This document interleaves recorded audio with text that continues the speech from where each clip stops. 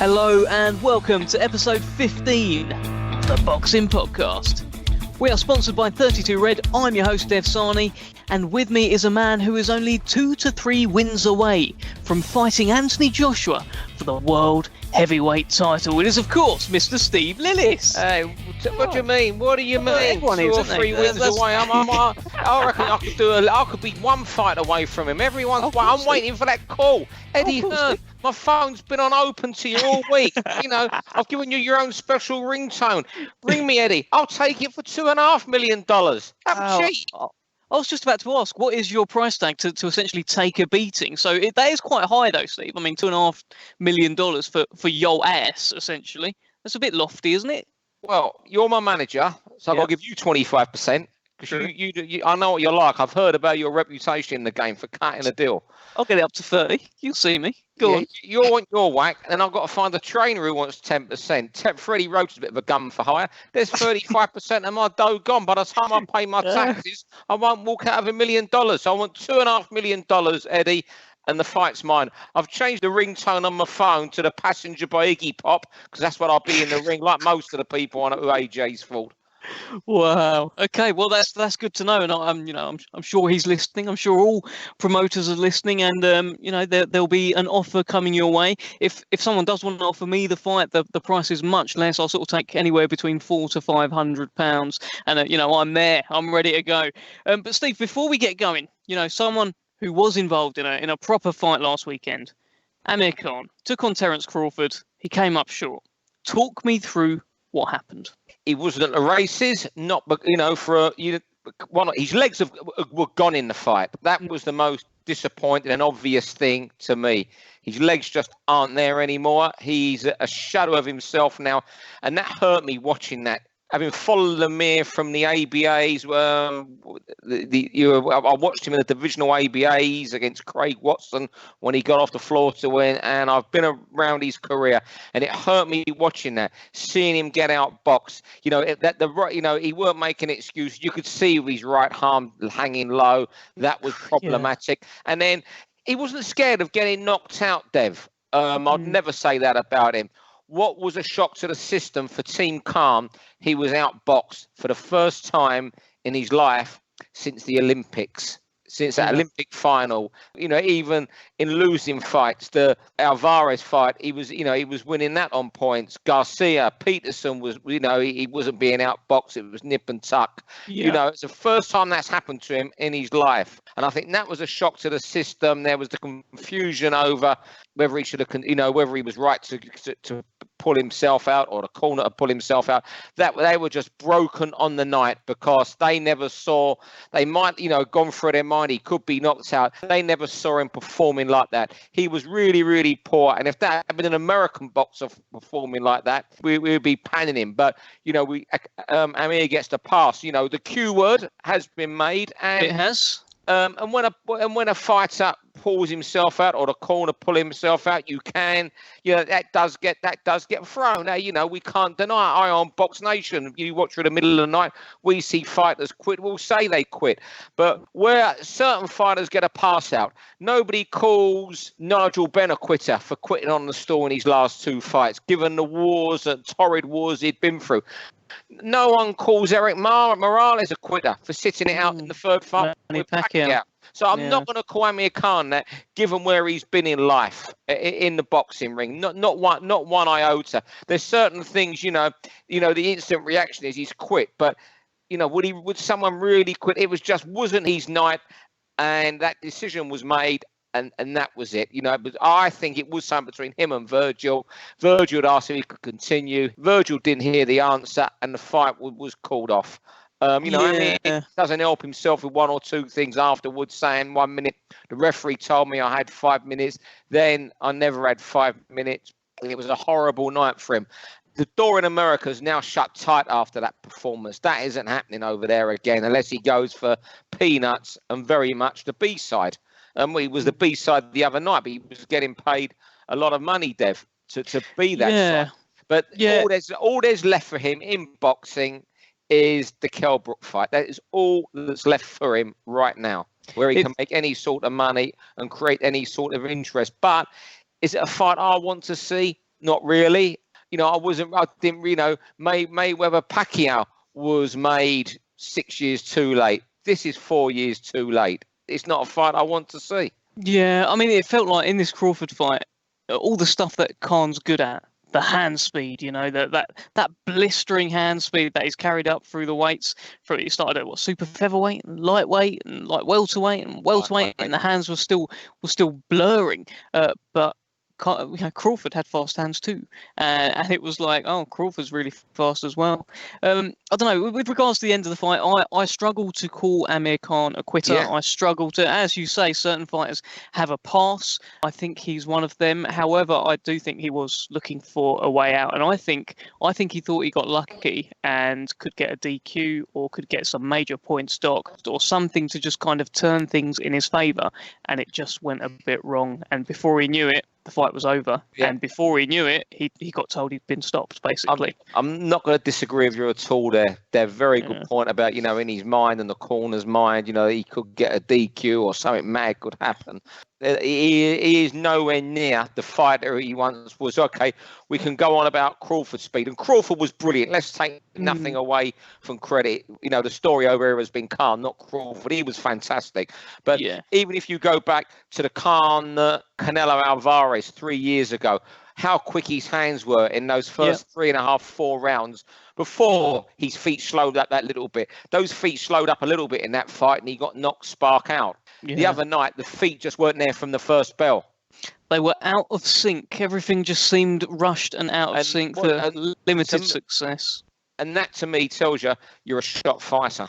So he says he's got an announcement to make, but I don't think he's retiring from the other comments that we're hearing. But you've got some kind of rank coming up later in the show, Steve. You've alluded to it off air, and I'm looking forward to hearing that. But let's get going with this week's show. We hear from 8-0 heavyweight Olympic silver medalist and the latest addition to the Queensberry promotion stable, the juggernaut Joe Joyce.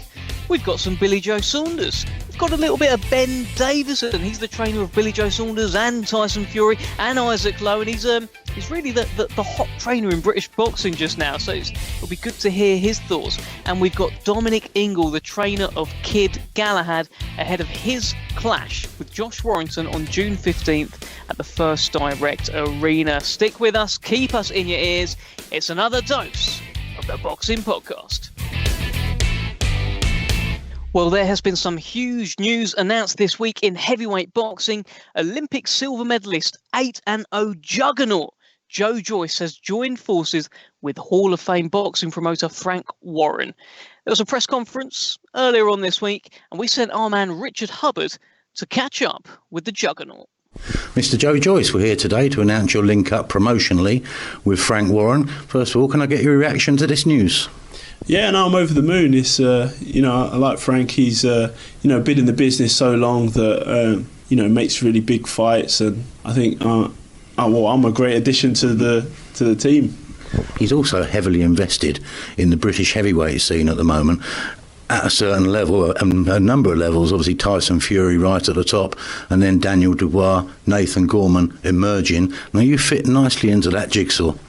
Yeah, hopefully in between Tyson Fury and Dubois, like obviously on a bit of a higher level than that. So, but yeah, I'm going to be moved pretty quickly.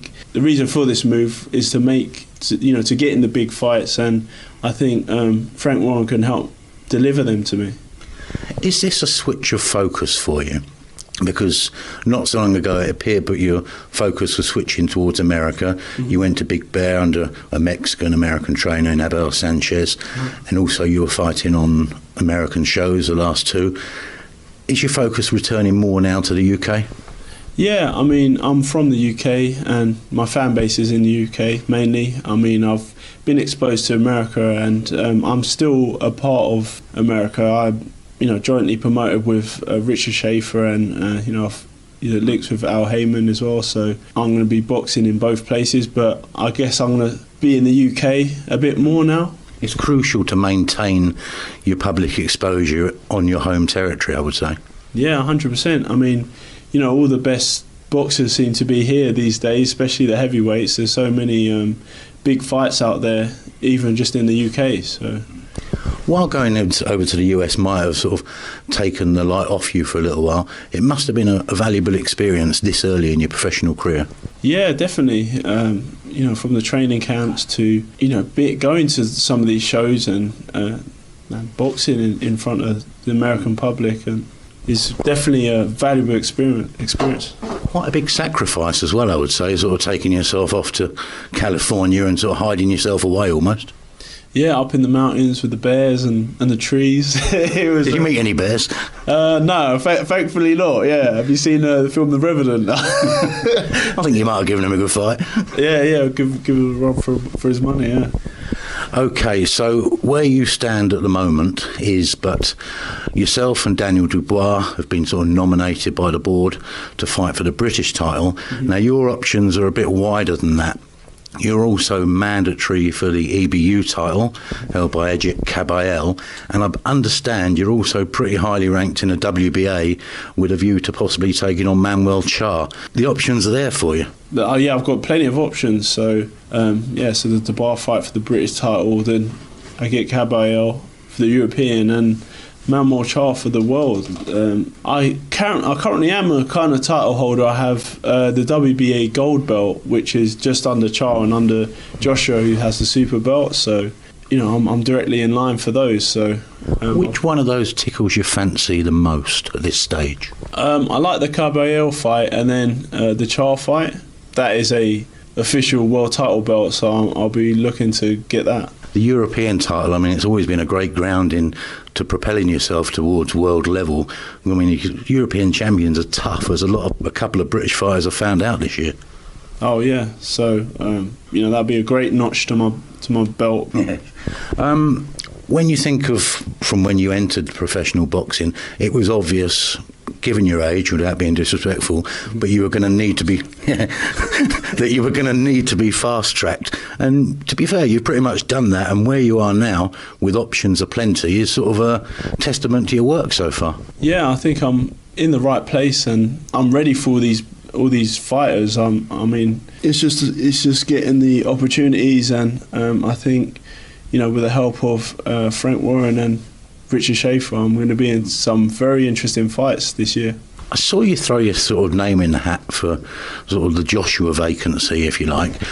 In your own head, do you feel you are currently at that level, ready to go for world title fights now?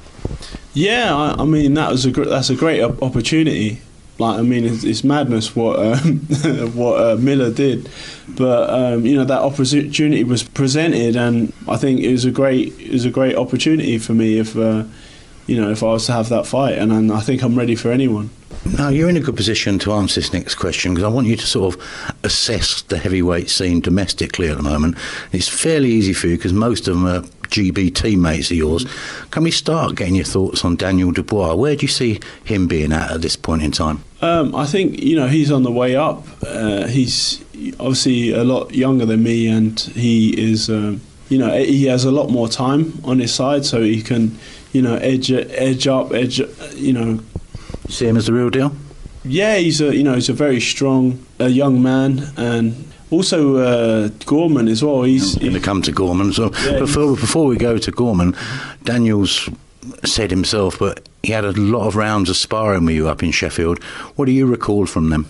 Yeah, we did loads of rounds, because imagine on the squad there was me, Anthony Joshua, Fraser Clark, Nathan Gorman, and of course Daniel Dubois, and we did like plenty of rounds. Even Lawrence Okoli was in the mix as well. So had quite a few rounds with Dubois. He's very strong. He's a very strong individual, and I was quite surprised he turned pro so quickly, so soon, because obviously there's Tokyo 2020 coming up, and I would have thought he might have stayed on for that, but I mean he seems to be doing well in the pro circuit, and he's ranking up his wins, taking out people. So moving on to Nathan Gorman, he was another one again you were sparring with up at GB, a different type of fighter. What do you make of his progress so far? Yeah, I think he's doing well as well.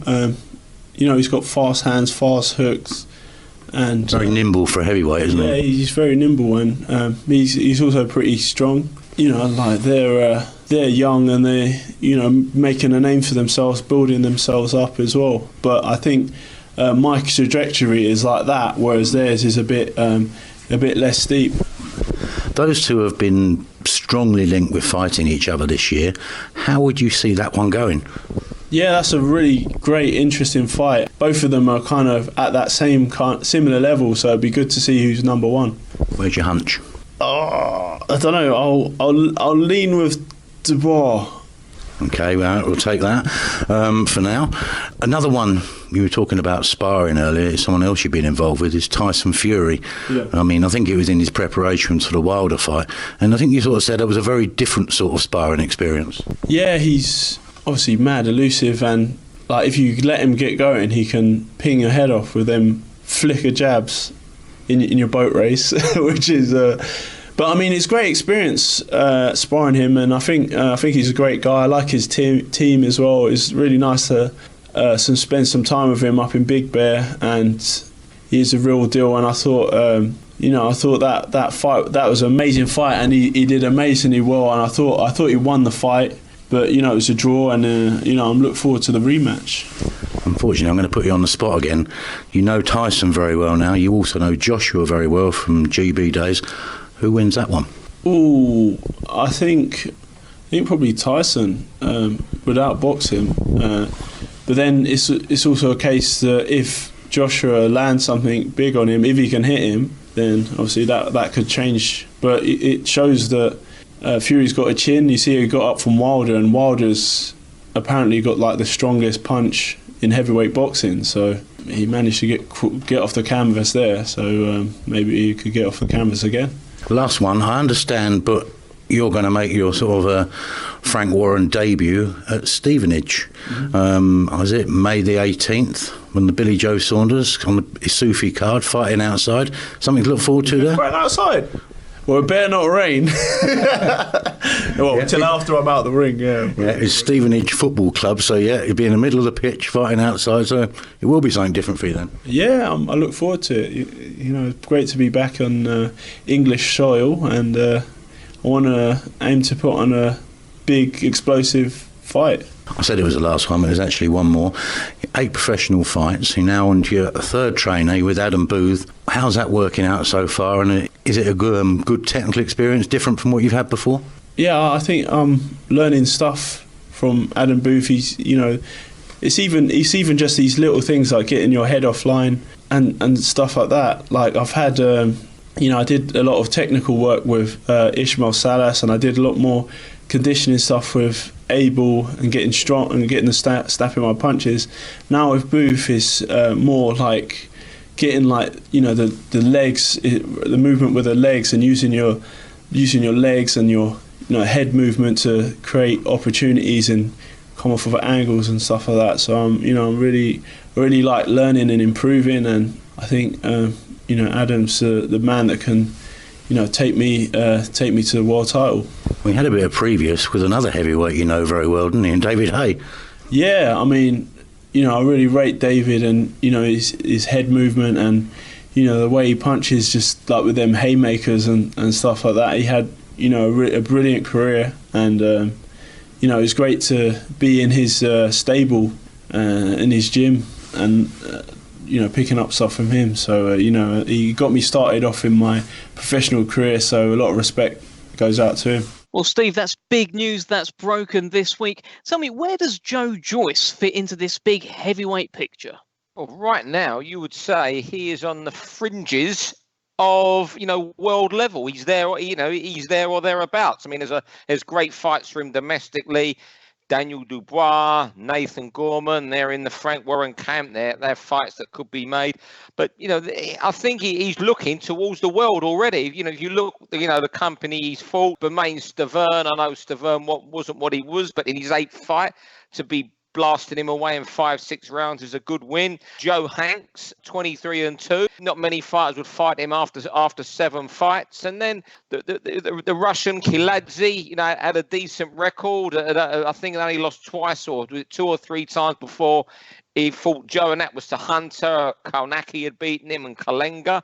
good fighters. And, Lemroy Thomas, who he blew away, had beaten Dave Allen, who so many people seem to love at the moment. So, he's already in mixing in okay company for a relatively new professional. Of course, he had that fantastic WSB and amateur experience, which means he could go a lot quicker. But, he's got that. Is it the WBA Continental? I think he had the Continental. He's now got the gold, Steve. He's got the WBA gold title. Well, WBA gold, and that means, he's mandatory for their regular champion, Manuel Charr.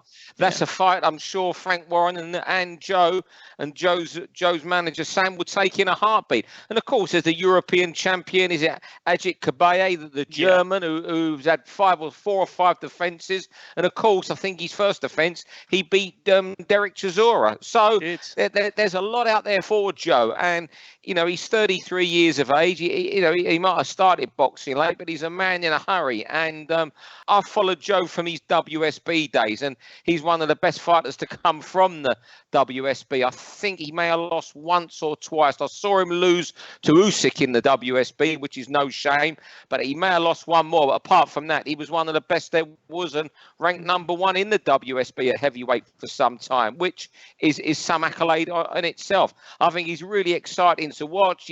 He just goes forward and doesn't stop throwing punches, and his fitness for a big man is just superb. And he's one of those fellas, Dev, who you really you love, but you really hate secretly, because if you were at school with him, because every sport he's done, he's been brilliant at: swimming, football, athletics, county rugby player.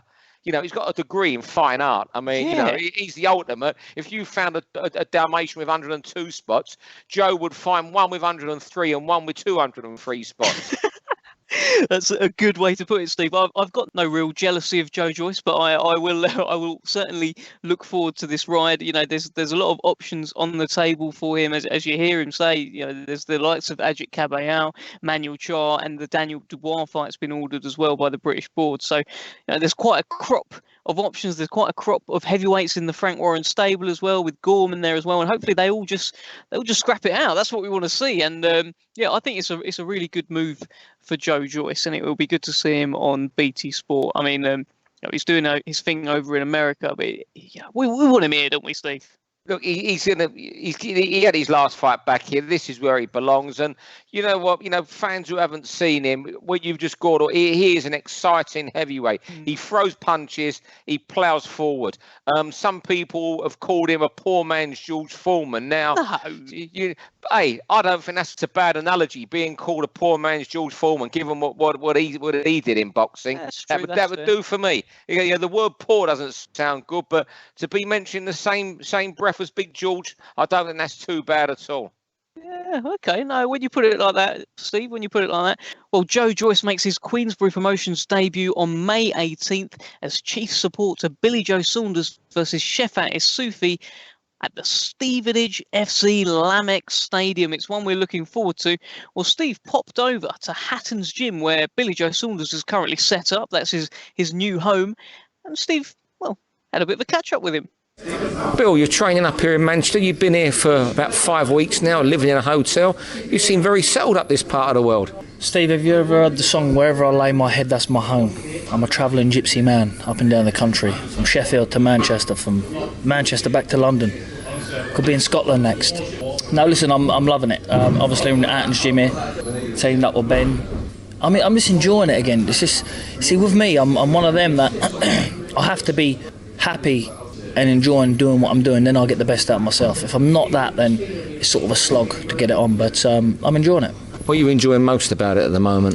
I think it's just that, there's obviously no secret. 2018, I put it behind me now, it's all gone past, but it's a terrible year, terrible memories, and, it was the same thing, getting promised big fights, and, not anyone's fault, but they're not turning up because who wants a slick southpaw, and it was just everything getting to me a little bit, and I just needed a complete change to change it up. The same as, when I was Jimmy Tibbs, unbelievable coach, the best coach. I always use the term coach and trainer, and he's probably the best coach or boxing purist I've ever been around.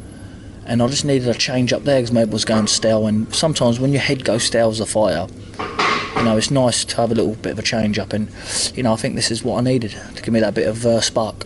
This fight against Shifat Asufi, you win this. Could you lose that spark again if the big fights continue to elude you? Like Ramirez won't fight you, or you look at middleweight and they're all avoiding you again. Listen, Steve, you go through certain periods in your life, not only in boxing, in general life, as a learning curve. And I sort of went through 2018 as a big learning curve. It was one of those that I could have, I should have pushed on from the Lemieux fight, whoever they put in front fight, but I had a couple of injuries and the big fights wasn't coming my way, and you can sit back and think, because it ain't about the money really. For me it's about showing what I can do. I do a lot of property, I do a lot of other things, and it's not the money side of it.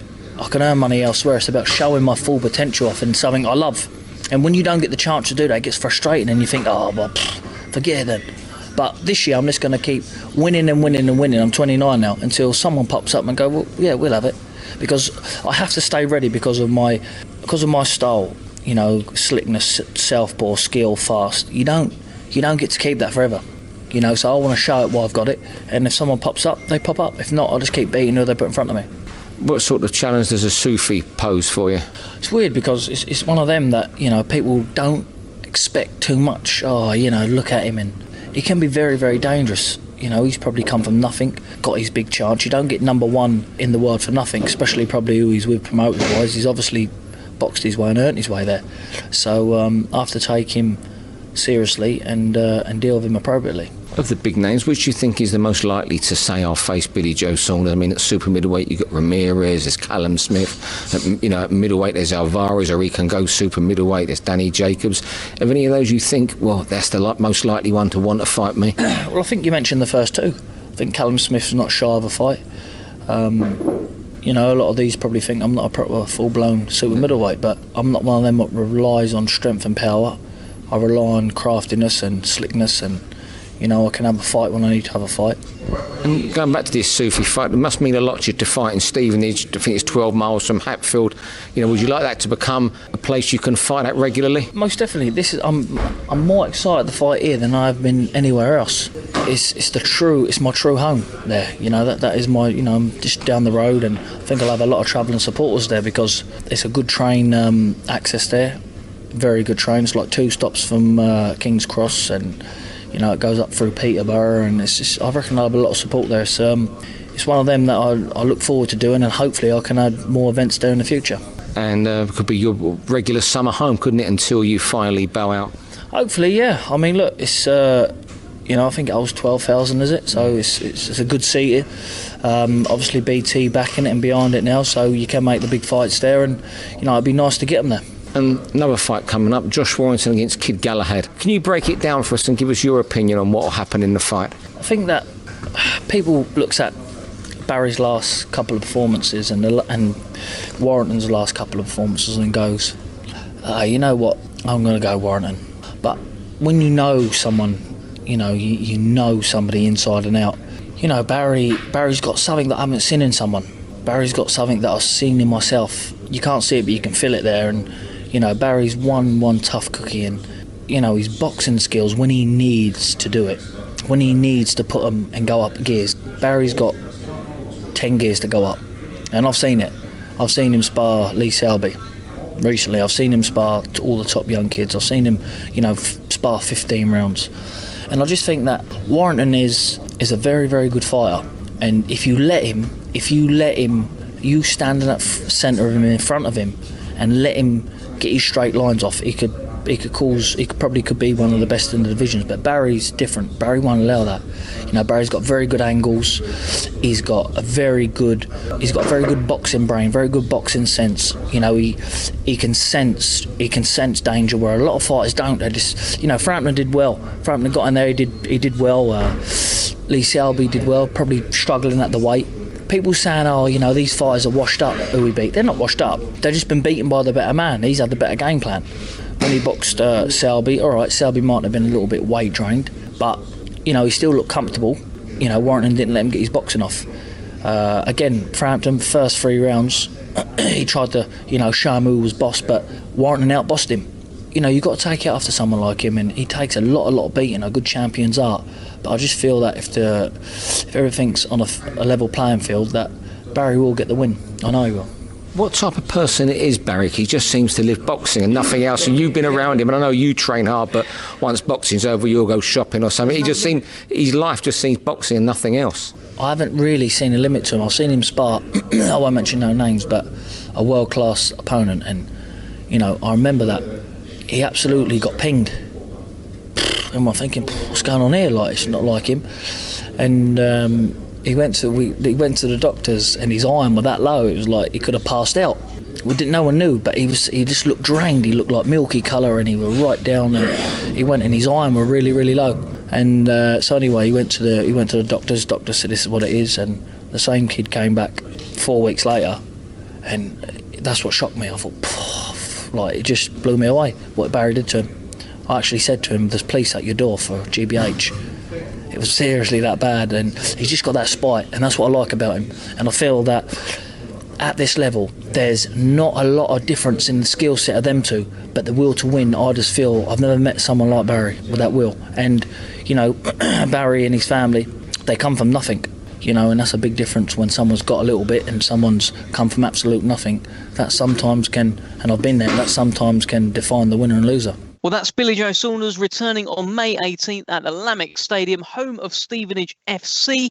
That fights for the interim WBO World Super Middleweight title. And, you know, as we've seen over the years, as we know happens in boxing, it may well get upgraded to a full world title. We've heard noises from Gilberto Ramirez about, you know, how comfortable he is at the weight above. So, yeah, it'll be interesting to see what happens there. Joe Joyce has been added to that show too, and tickets are available via borrowtickets.co.uk.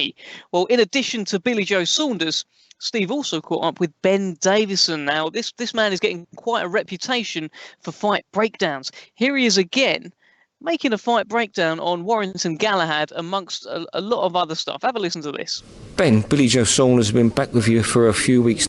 Ben, Billy Joe Saunders has been back with you for a few weeks now, preparing for his fight in Stevenage on the 18th of May. How's he been for you? Yeah, good. He's been good. He's like you said, we've worked together for a long time, so we've got a good relationship already. It's not like a stranger coming in. We know how each other work, and I know him very well, boxing wise, inside and outside the ring. So it's been a smooth transition.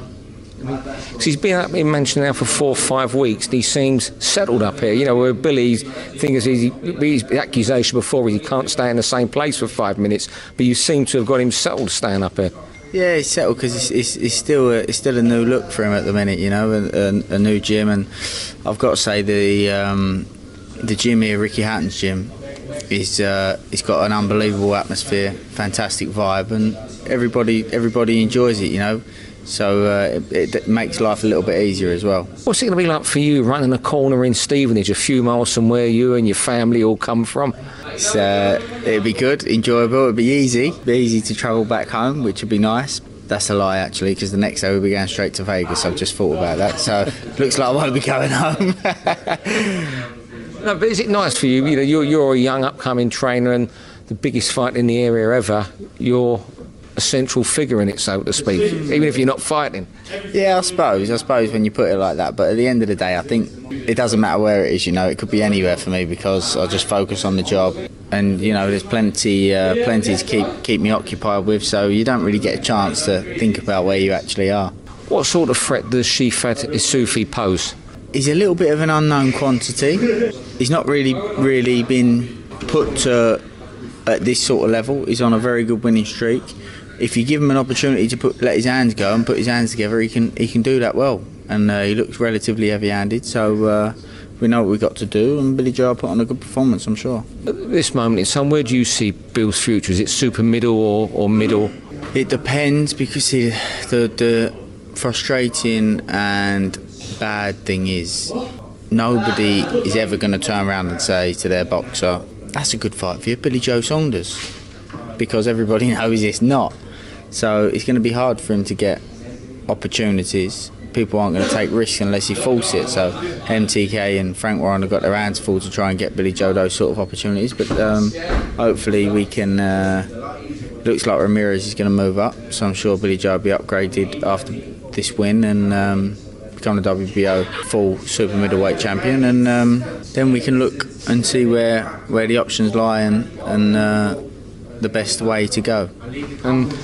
You're happy for him to go to middleweight if there's good options there? Yeah, definitely. Billy Joe is a middleweight. The only reason he's going to super middleweight is because it's hard for him to get those opportunities, because nobody's going to take that risk, and I can't blame him. Like I say, if I was in charge of any of them, I'm not going to be pointing the finger and saying that's the man you should be boxing. Take that chance, So I can understand it, and the only reason he's gone to super middleweight is because an opportunity's opened up. Before we let you go, Ben, one question, a fight that you're not involved with, Josh Warrington against Kid Galahad. Who do you think wins, and if you can break it down in your opinion as a trainer? I think that's a very, very good fight, and I think that fight boils down to game plans and who can make the adaptations. I think what Josh will do, Josh will circle around the outside of the ring, and naturally what I found other fighters to do is sort of underestimating him and naturally go, okay, and step towards Josh, which is like what he wants to do. So you're doing the hard part for Josh. You're actually closing the gap for him. He'll meet you with the first phase, hit you with the second phase, and do the same thing again. Naturally, they get caught and then they think, okay, and all of a sudden, before they know it, they're chasing Josh and doing the hard work for him. I think that for Barry, if he can recognise that, make that adaptation. He's a tricky fella himself. I don't think he'd be lured into Warrington's tricks, and I think that Barry will have the respect for Josh, because I think Josh was beaten twice as an amateur as well. Is that right? Junior amateurs, yeah. Yes. So Barry's Barry's not going to underestimate him, but it's an interesting one, because then it boils down to, can Barry match Josh if it gets to a mid-range, short-range fight? Then if Barry can manage to dictate the tempo and wants to keep it long, can Josh match him there? He showed that he was able to do that with Frampton. So the thing with Barry is he's a little bit of an unknown quantity himself, because we've not found his limit yet. So it's interesting. The same with Warrington, we haven't found his limit yet. So it's a really, really, really good fight, and I think that whoever can make the most adaptations and sort of dictate their game plan on the fight will come out on top. If I gave you a tenner now and said it was a free bet, where would it go? Oh, £5 and a £5. So, Steve, a couple of things there. Tell me first, this link up between Bill and Ben, getting back together, getting the old band back together. What do you think? Yeah, look, it seems to be working for Billy Joe Saunders. I spent that day at the gym with him last week, and Bill was in a good place. He was happy and he looks well. I live about a mile from where they're staying and use the gym they use at night for strength and conditioning. Billy Joe's in a really good place at the moment, possibly the best he's been since the Andy Lee fight, perhaps even better than before the Lemieux fight. He's really, really well at the moment. He's been living in a hotel in Manchester for about 4 weeks now, and he hasn't been even going home on his day off. They train, I think, Saturday morning, do some conditioning, and like when Tyson Fury would be there on his rest day, he'd drive home until the Monday morning or Sunday night.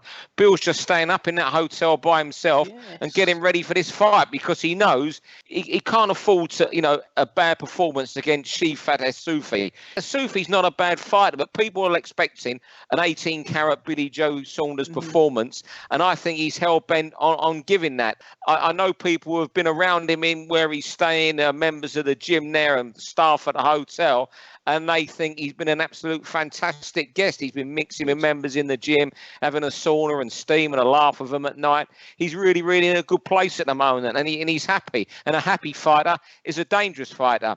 As we so often hear. The thing I'll add there, it's good to see this, that he's locked himself away in the hotel room. You follow his Instagram stories. The most exciting thing he's doing at the moment does seem to just be watching Jeremy Kyle. So that's always good to watch on his Insta stories. He's sort of commentating over it.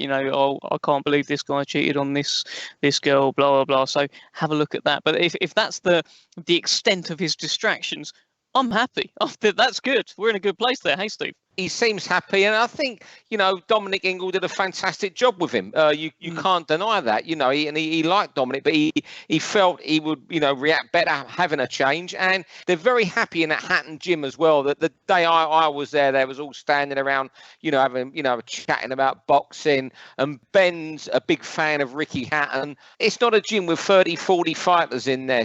Ben's in there just with Tyson, Billy Joe, and Isaac Lowe. Ricky Hatton's only got 6 or 7 fighters training in there under him in the day. So it's not a busy gym. There's 2 rings. They all just get on, do their own thing with their separate trainers.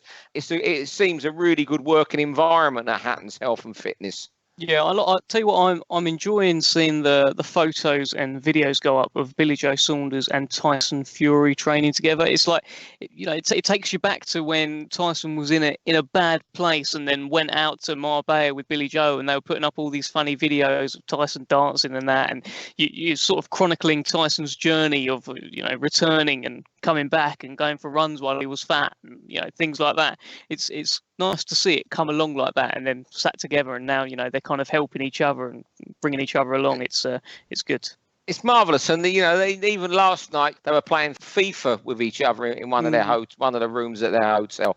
No, it's good to see, and I haven't seen Tyson since he had the week off last week, but he's back this week. I haven't seen Tyson. I can only speak for what I've seen with Billy Joe, and he's in top form.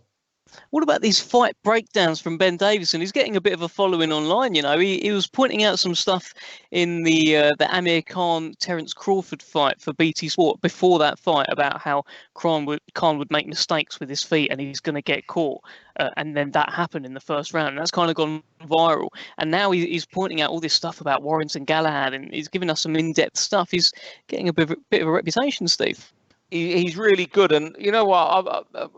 I first met Ben before Billy Joe had that, nightmare fight in Scotland against Artur Akavov, and he wasn't saying a lot that week. He was very shy, and even in the corner that night, he let Danny Vaughan do the talking. But I've got to know him a lot more the last year, and the one thing that always struck me, and I think I've said this to you, Deb, either on the podcast and certainly privately, he's a very intelligent man. That's the first thing that strikes me about him, that he's intelligent as a person.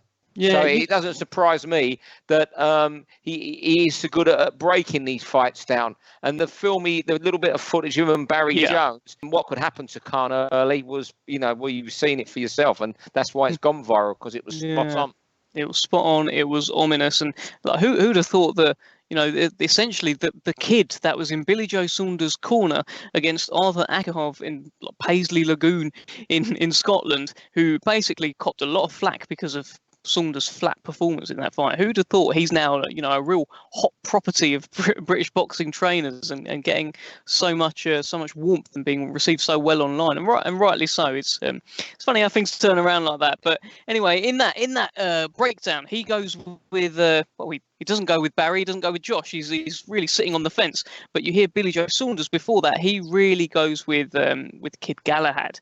Well, here's a man not sat on the fence. It's Kid Galahad's trainer, Dominic Ingle. Dominic, speak yet again about Kid Galahad challenging Josh Warrington for the IBF featherweight title. Break down the fight for us as you see it. Warrington's had success with Frampton and Selby jumping on him full steam ahead, and they've been unable to keep him off. I think maybe that's down to Frampton and Selby being past the sell-by date. But what he's got with Galahad, he's got a kid who's unbeaten, he's fresh. He's fought himself into the mandatory position. He went over to Boston, beat Tucker Clary Khan. When I remember Josh Warrington boxed a washed-up Dennis Ceylon, and we went into somebody's backyard and got that eliminator and won it. And with Galahad, he's very controlled, he's precise. The power and the accuracy will keep Warrington off. You can't keep walking into them type of shots, and that's basically what Warrington's going to do. He's going to box the same way he's always had the success at and hope for the best.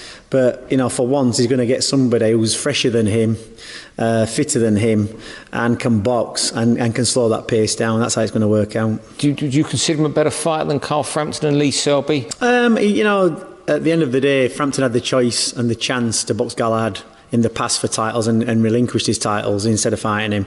And Frampton was very good at what he did for a moment in time. He did really well against Leo Santa Cruz, but he was unable to replicate that in the second fight. And you have to ask yourself the question, why was that?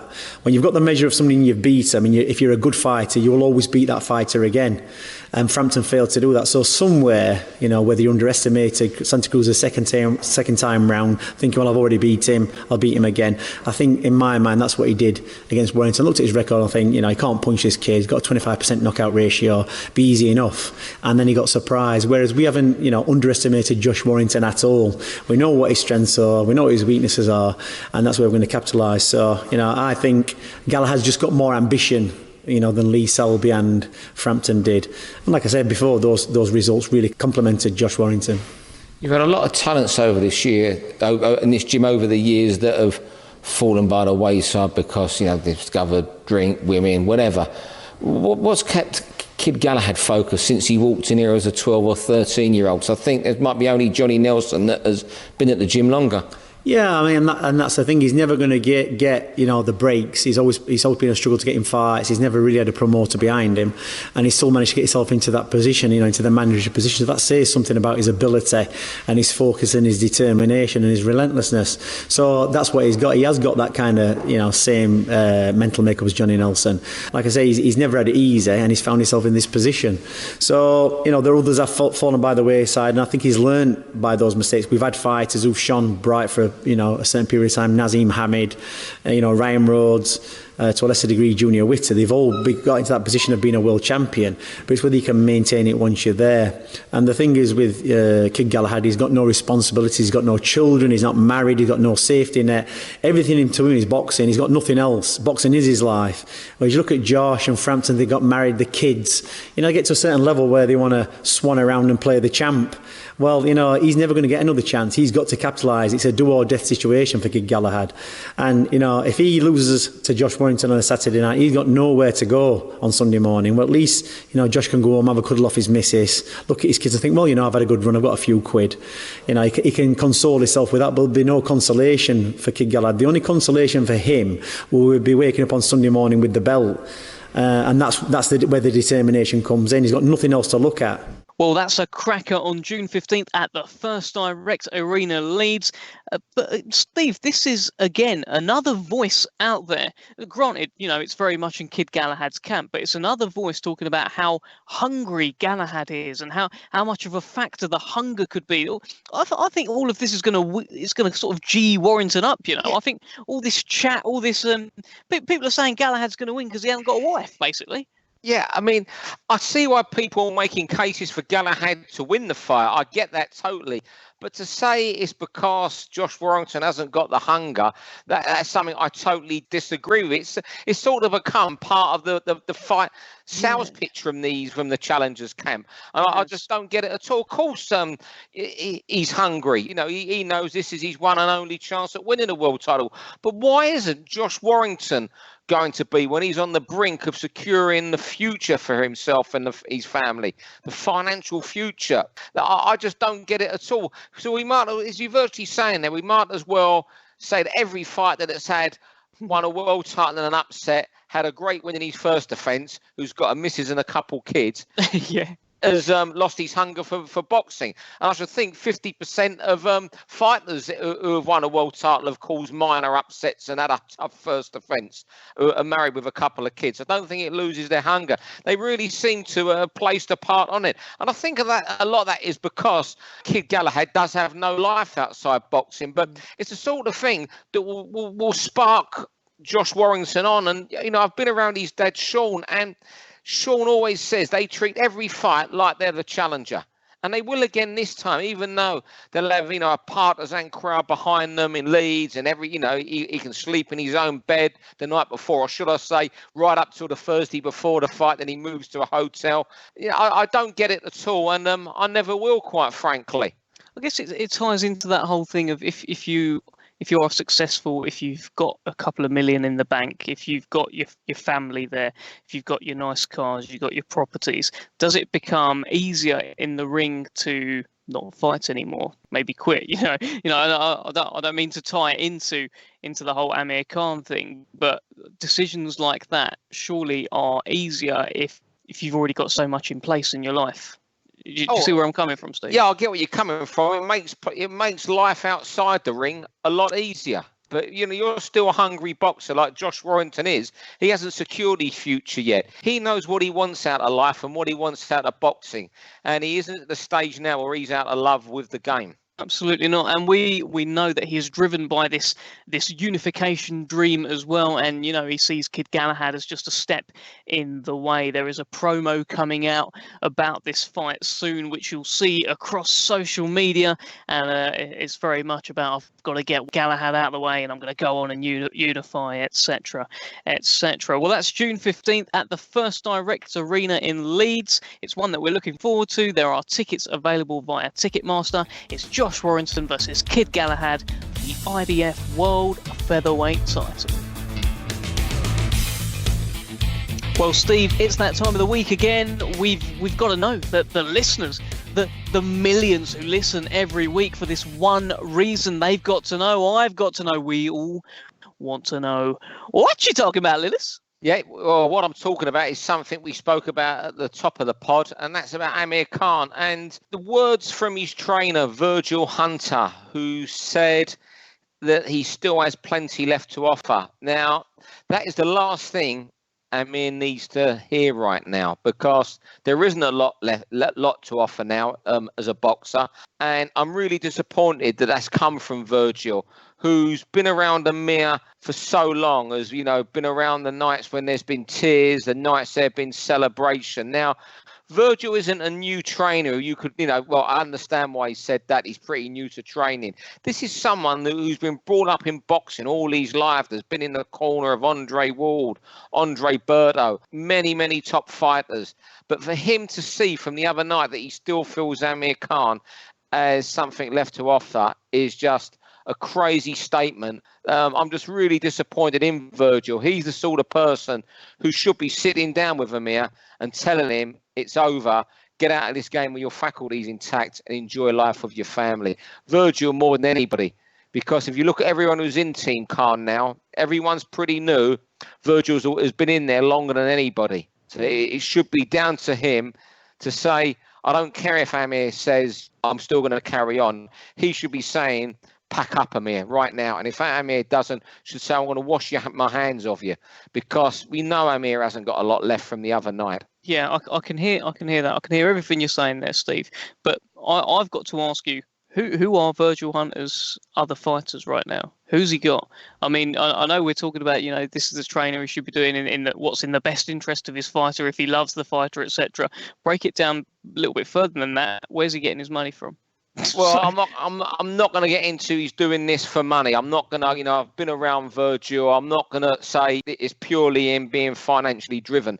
I just think he should know better, having got so close to Amir over the last few years and seen what he's been doing in the gym. And you think it's the end for Khan? You think he should be retiring now? He should be retiring because he's a shadow of his former self, and that's the bottom line. He was talking about the arm injury, and he wasn't making excuses. Yeah. I'm not doubting the arm injury, but he's been boxing at a high level for a long, long time. Once you get over 30, more and more injuries happen in boxing, and he's getting them in the gym because he's training hard. And he's, whilst he wasn't cut up the other night, Amir's face was a mask of bumps and bruises, and when he was being interviewed on TV afterwards, he didn't look a fresh fighter at all. There is just nothing now that can bother the elite welterweights in the world. And that really hurts me to say that, because I don't think there's been few people who have defended Amir as much as I have. And I always will defend him in life, but I can't defend him in continuing his career. And that's why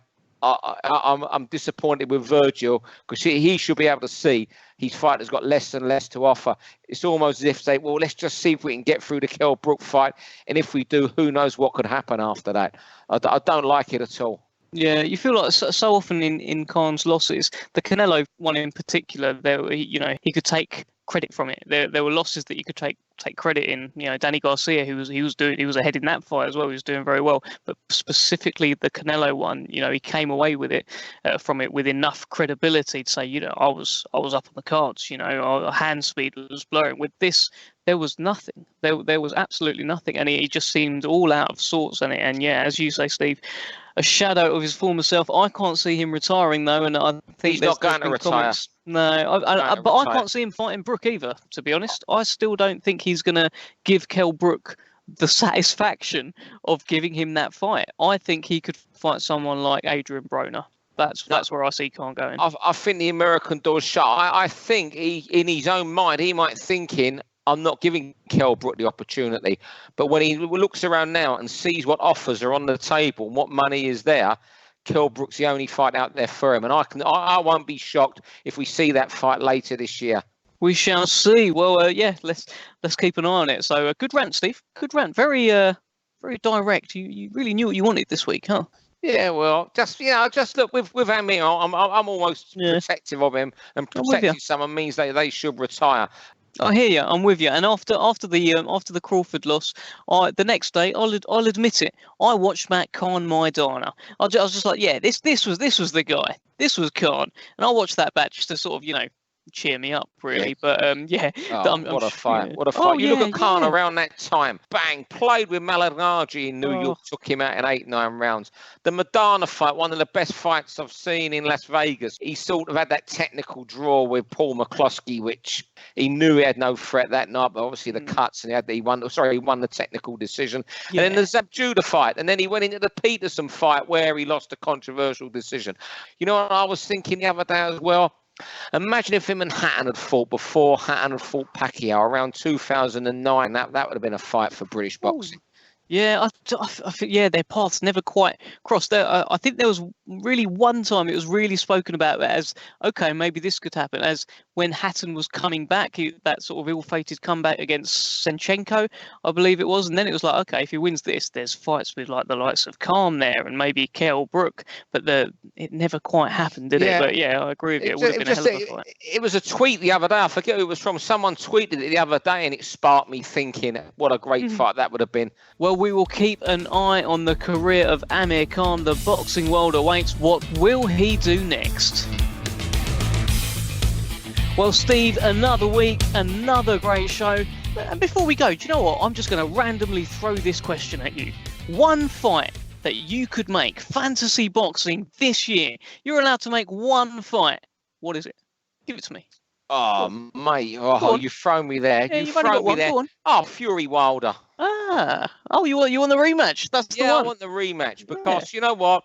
That got boxing talking. The whole world was talking. And if they meet again, it would be so big.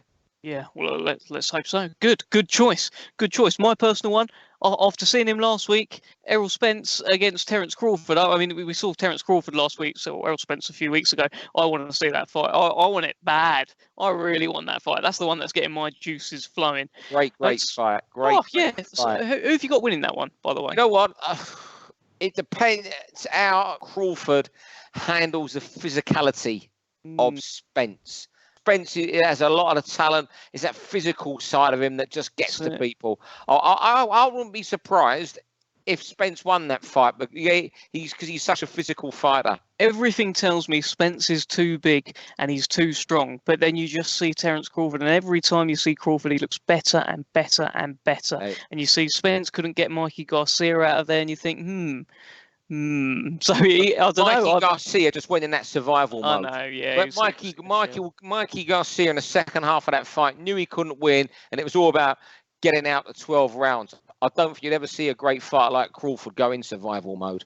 Yeah, very true, very true. Well, remember to tweet us any comments at Steve Lillis, at Sahni Dev, at The Boxing Pod. Come along and follow us on Twitter. Leave us a review on iTunes. Thank you all for listening, and we'll be back next week.